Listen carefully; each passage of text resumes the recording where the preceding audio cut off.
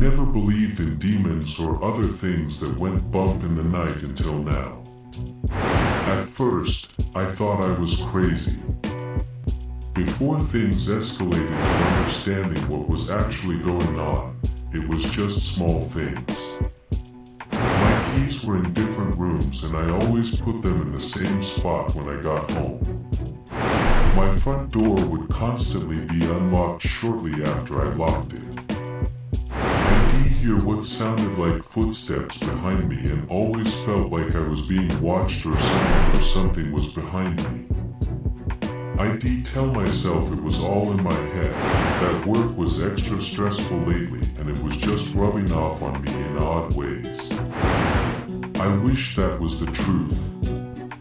After I realized more was going on and it wasn't my imagination, I convinced myself that there was a ghost. It didn't make any sense. I had the house built myself and I was the only one living there. So it was like someone was playing a prank on me. I wished more than anything that was the truth. Sometimes knowing the truth of things isn't worth the pain.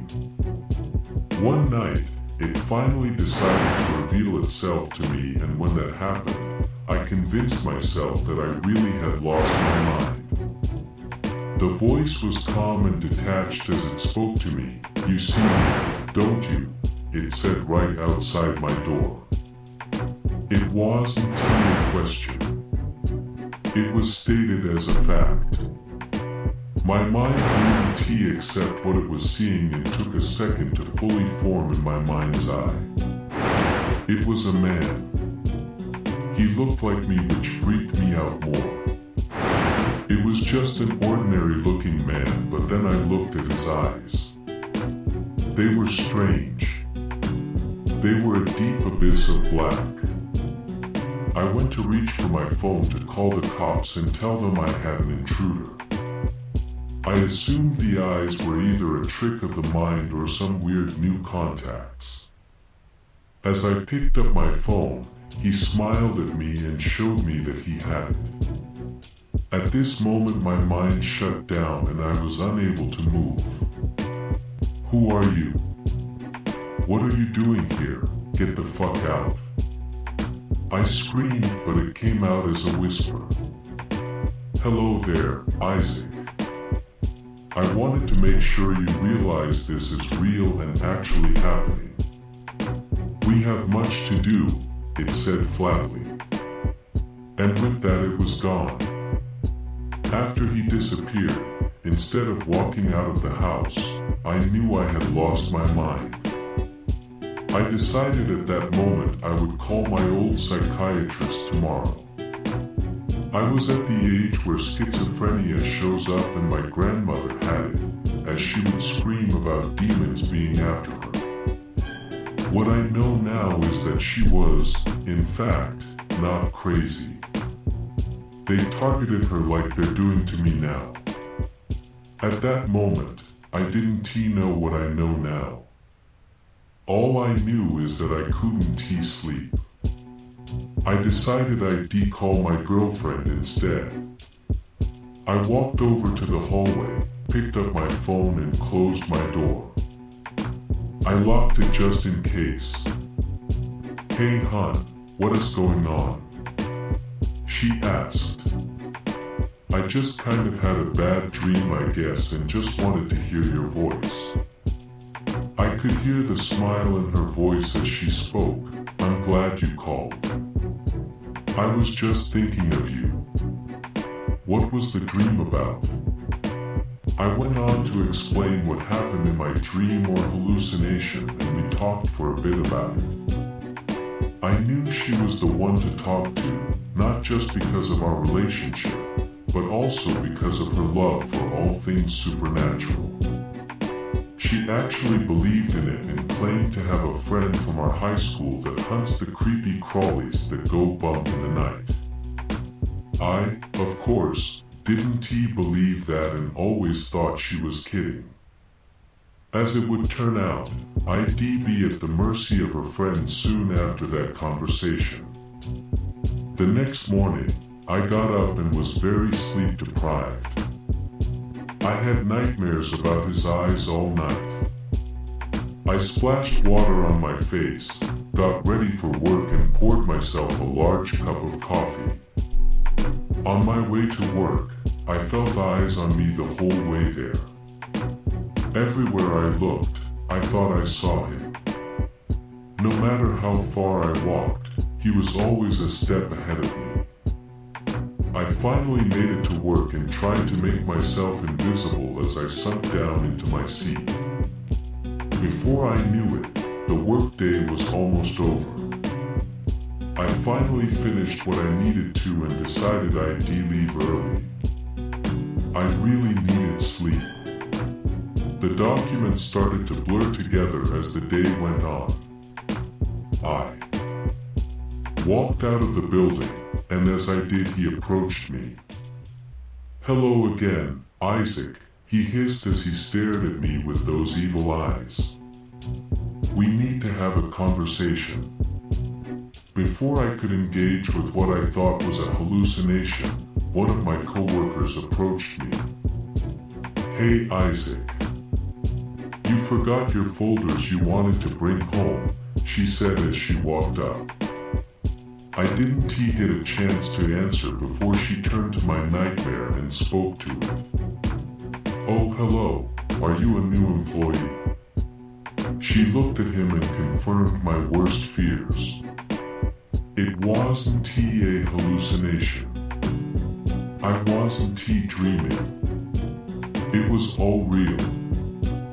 He gave her a charismatic smile. "I work on the floor below you. Isaac is just a good friend of mine, right Isaac?" I couldn't speak. I was frozen in place. I just gave a nod, an excuse, and all but ran away. He caught up rather quickly. I narrowed my eyes on him. "I'm not giving you my soul, if that's what you think," I said sternly. He laughed a joyful laugh. "Despite what humanity thinks, we rarely collect souls before they go to our kingdom. The usurper does not like that as much as the old king did." I had no idea what he was talking about. "Usurper? What the fuck? No, I'm not here to take your soul. I'm here to finish what I started with your lovely little grandmother before she blocked me out and then had the audacity to go off and die like she did." That wasn't the answer I was expecting. I was sure my grandmother was just sick and seeing things. "Why me?" I whispered.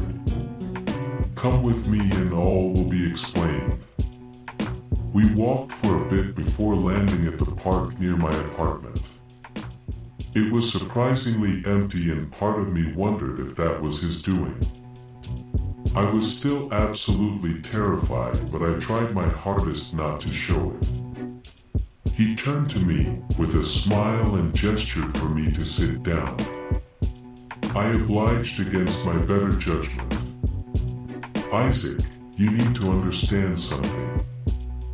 This is not something you can avoid. Your grandmother made a deal with me decades back and never followed through. Part of the deal was that I would never involve her children. She didn't think to say not to involve grandchildren as you weren't even born yet. I keep to my word when I can, but I always see the flaws in deals being made. I couldn't believe it. When my grandmother was on her medication, she was so normal and sweet and always went out of her way to protect me. Now I think I understand why she felt so close yet so distant at times. Giving me weird looks and asking strange questions, like if I've seen anything strange or if anyone has approached me. I wrote it off as her being paranoid or trying to see if I have signs and symptoms of her illness as well. I also now realize she most likely never took her medication and just didn't talk about the things she saw when she was supposedly on a regimen of medication and therapy. I still felt like I was crazy and most likely hallucinated the coworker, but as the folder sat beside me, I knew that wasn't the case. What exactly am I supposed to do for you and why do you think I would? I asked. He folded his arms and tilted his head, as if he was pondering what I said. Because you're the only one that can, as you're an only child and have no cousins. And if you don't help, well, things will be much worse for you. I'll destroy everything you hold dear. Starting with your lovely little girlfriend. I won't kill her, no, but I will reveal myself to her as she already believes in us and corrupt her. I'll make sure you never see your family again. The deal I made with your grandmother is now null and void as she is dead and burning. Then, I'll come for you and you will beg for death. So it's best if you do what I say. I began to shake as he spoke. I didn't know what to do.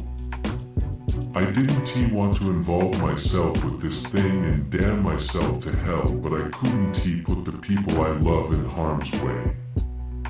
What do you want me to do? He smiled. Yo.